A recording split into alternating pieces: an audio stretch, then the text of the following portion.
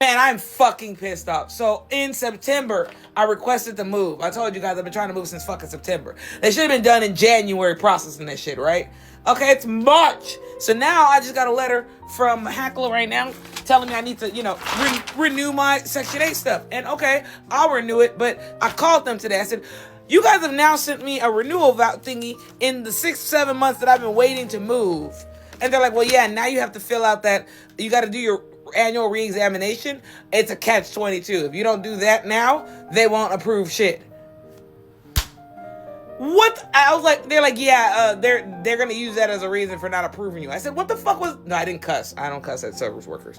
I said, what was their reason for holding me up since September? She's like, honestly, ain't no reason, but it's a catch-22. You know, if you don't do that paperwork, they're not gonna approve nothing. So if you do that paperwork, they'll approve both immediately. No, they won't. So I just want to throw a tantrum like Yosemite Sam. Ooh, but I'm grown, so. If Section 8 was a personality trait, here we go. This is going to be a very controversial take, but if you live in Section 8, I believe that you should be rug tested. That goes for SIGs, that goes for everything. I don't think that you should be able to have recreational habits if we're paying for your housing. And I guarantee you, any of those rugs that you're doing, they're not helping you at all. There should be time limits on Section 8. There's no reason why your mama had it, now you have it, and y'all just keep on passing down that voucher. I say it should be as low as possible in the first year. Every year after that, it keeps going up until it hits a cap of what everyone else in that area is paying for housing. A lot of y'all be getting comfortable on Section 8, and no one else who actually needs it can get it. When I was 18 and moved out my parents' house, I was paying $1,600 for rent while in school. Had to drop out of school, couldn't afford it. At no point in my life, I'm born in 2000, but at no point in my life have I ever paid less than $1,600 to rent a place. Also, if you live on Section 8, you should be required from the government to do community service at least twice a month. Now, that could be working at a soup kitchen or cleaning up trash on the highways or whatever, because a lot of times these Section 8 areas are really dirty. And yes, I do feel jaded because a lot of us have to actually work hard while y'all just sit back and relax and reap all the benefits. Nowhere in the country can you actually move into affordable housing. You know why? The wait list is too long. And some people can't even get on the wait list at all because they've closed it. Some people would say she bitter because she never got approved. There might be some truth to it. She's speaking down on the people that's on it or that's been on it for a long time, which is understandable. It shouldn't take you that long to get back on your feet. But at the same time, she's comparing her life. I wasn't able to get it. I had to pay this amount. I've been paying this amount. Judging by the way that door is black and the walls are white, I could just tell a dated apartment or one that's not luxury or up to par, whatever we want to classify it as. That apartment is overpriced. It shouldn't be $1,600. It should be a band, maybe $1,200 max. Judging by the way it's looking, that looked like my old spot. Judging by the bathroom, I could tell. I know how I look in there. Trust me. But overall, what do y'all think about what she just said? I do like the idea of, at the beginning, that first year, rent should be the lowest. The next year, that second year, it should go up a little bit. That teaches people how to be responsible. It went from this low amount. Okay, you were able to pay that. Now it's going up. You can pay that. That'll get you comfortable with rent increases. It'll also get them comfortable with finally getting things in order. Like, okay, we gave you 1 year. We gave you this next year. Yeah, the rent went up. But you better be warned and you better know. Next year is really going up. You're going to pay market rate rent. So be prepared. I like that idea. Also the court.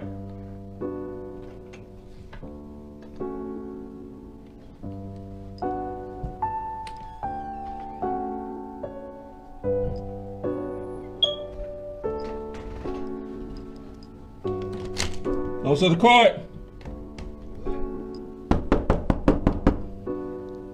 Also the court. Hello? Hello? You want me to come in? I'm a process server.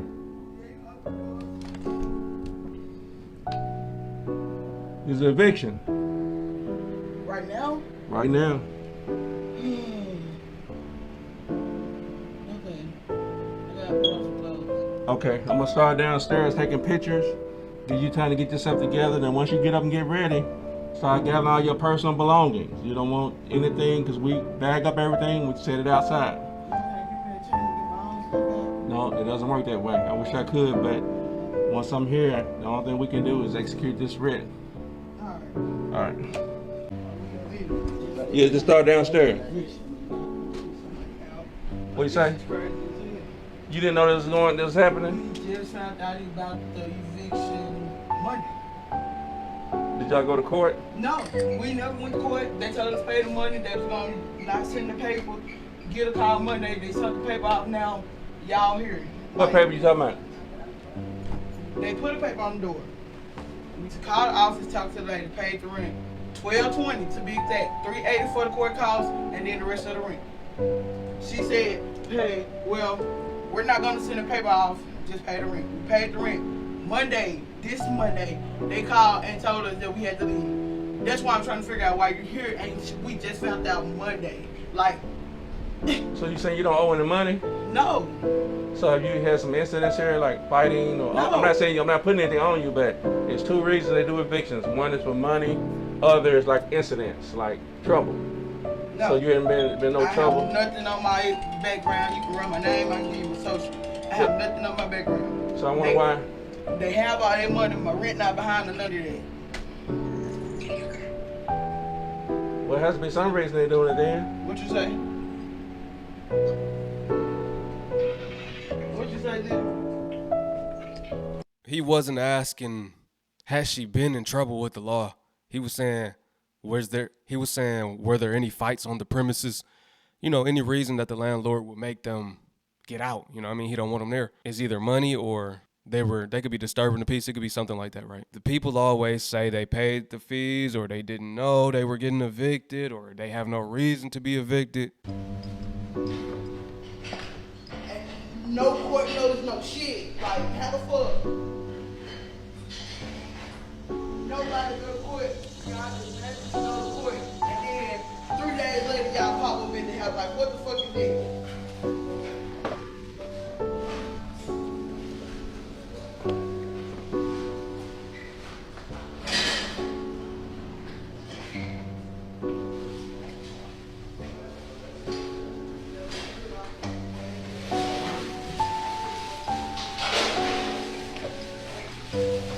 Everything, huh? Total.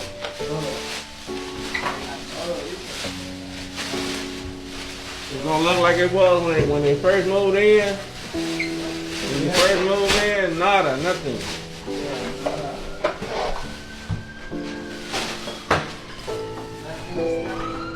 Exactly. His worker must be new. He asking, should he leave anything inside? No, you got to take everything out. Exactly.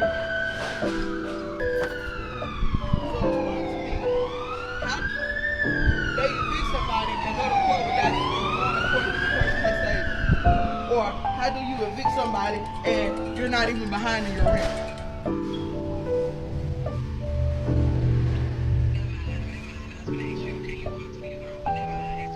I'm standing here talking to the officer.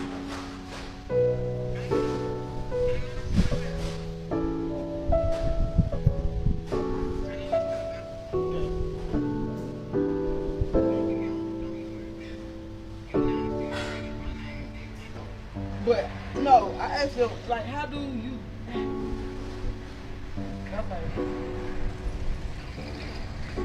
She's adamant on the rent being paid, her not being behind. By going to court, she paid the court costs, she says, as well as the past due rent. Now, from my understanding, a landlord still could process an eviction if they just don't want to deal with it. They know you're going to be late again. They want you out. Like, I don't know how to word it the exact way. I never went through that. But I do know that sometimes a landlord can evict you, although you paid. Is that right or wrong? Let me know. I thought that was accurate. I heard that happening before, so maybe it's a state-by-state basis. I'm not sure, but maybe that's the reason. The landlord just don't want to deal with it no more. Maybe they've been behind in the past, got caught up, been behind. Maybe it's just been that type of game, and they like, I'm done. I'm cutting it off. No more. Will I deal with this any longer? I just feel like at a certain age, they should kick you off Section 8. Like, it's no reason why motherfuckers are still on Section 8 that's been on Section 8 since I was a fucking teenager. It's ridiculous. We didn't even get a chance. Like, y'all wonder why we so motherfucking stressed? We didn't even get a chance to get a little bit of help. Like, damn. At a certain age, should they kick the people off Section 8? That's starting now. It's starting now, so y'all don't got nothing to worry about. If you've been on it more than 2 years, you're going to have to go. Come October, I think it is. Don't quote me on it, but it's coming this year for sure, according to Trump. Now, I'm thinking this one he going to keep his promise on. He might not keep his promise on everything else, but he might keep his promise on this one. You know, he want to cut all the benefits out. If you've been on it more than 2 years, you're not elderly or disabled, I believe it is, you got to go if you're an able working body person. More people will get a chance now, finally, 20, 30 years later. But everybody going to get their shot now, I'm guessing. Hey, y'all let me know what y'all think about this video. I'll catch y'all on the next one. Y'all said y'all like to see these weekly. I'm bringing y'all another one.